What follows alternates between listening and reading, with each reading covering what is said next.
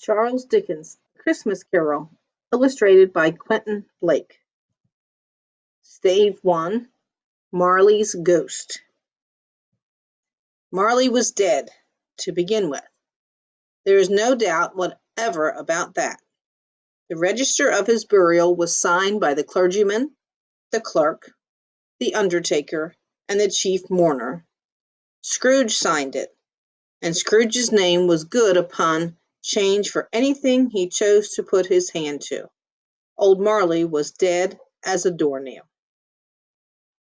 Mind, I don't mean to say that I know, of my own knowledge, what there is particularly dead about a doornail. I might have been inclined, myself, to regard a coffin nail as the deadest piece of ironmongery in the trade. But the wisdom of our ancestors is in the simile, and my unhallowed hands shall not disturb it, for the country's done for. You will therefore permit me to repeat emphatically that Marley was as dead as a doornail. Scrooge knew he was dead? Of course he did. How could it be otherwise? Scrooge and he were partners for I don't know how many years. Scrooge was his sole executor, his sole administrator, his sole assign, his sole residuary legatee, his sole friend, and sole mourner. And even Scrooge was not so dreadfully cut up by the sad event, but that he was an excellent man of business on the very day of the funeral, and solemnized it with an undoubted bargain. The mention of Marley's funeral brings me back to the point I started from. There is no doubt that Marley was dead. This must be distinctly understood, or nothing wonderful can come of the story I am going to relate. If we were not perfectly convinced that Hamlet's father died before the play began, there would be nothing more remarkable in his taking stroll at night in an easterly wind upon his own ramparts than there would be in any other middle-aged gentleman rashly turning out after dark in a breezy spot, say St. Paul's churchyard, for instance, literally to astonish his son's weak mind. Scrooge never painted out old Marley's name. There it stood, years afterward, above the warehouse door, Scrooge and Marley. The firm was known as Scrooge and Marley. Sometimes people new to the business called Scrooge Scrooge, and sometimes Marley, but he answered to both names. It was all the same to him. Oh, but he was tight-fisted hand at the grindstone, Scrooge, a squeezing, wrenching, grasping, scraping, clutching, covetous old sinner, hard and sharp as flint, from which no steel had ever struck out generous fire, secret and self-contained and solitary as an oyster. The cold wind within him froze from his old features, nipped his pointed nose, shriveled his cheek, stiffened his gait, made his eyes red, his thin lips blue, and spoke out shrewdly in his grating voice. A frosty rime was on his head and on his eyebrows and on his wiry chin.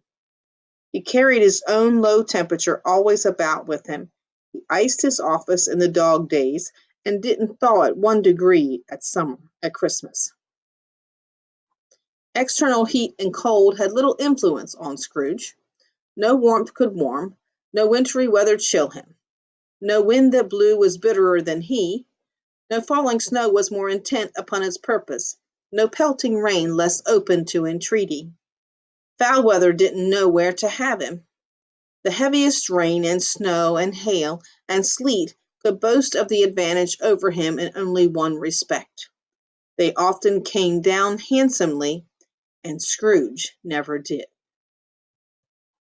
Nobody ever stopped him in the street to say, with gladsome looks, "My dear Scrooge, how are you?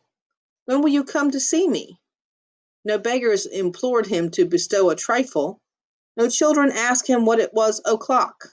No man or woman ever once in all his life inquired the way to such and such a place of Scrooge.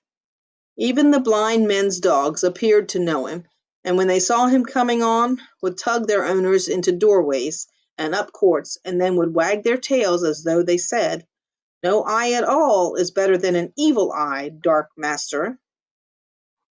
But what did Scrooge care?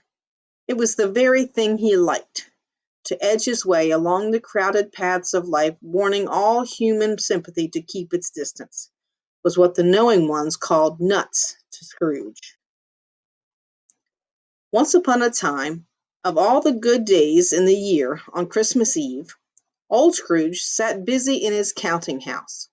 It was cold, bleak, biting weather, foggy withal, and he could hear the people in the court outside go wheezing up and down, beating their hands upon their breasts and stamping their feet upon the pavement stones to warm them.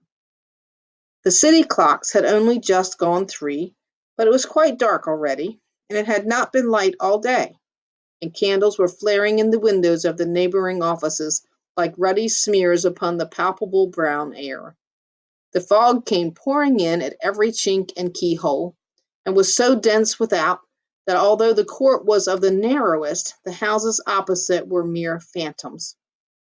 To see the dingy cloud come drooping down, obscuring everything, one might have thought that nature lived hard by and was brewing on a large scale.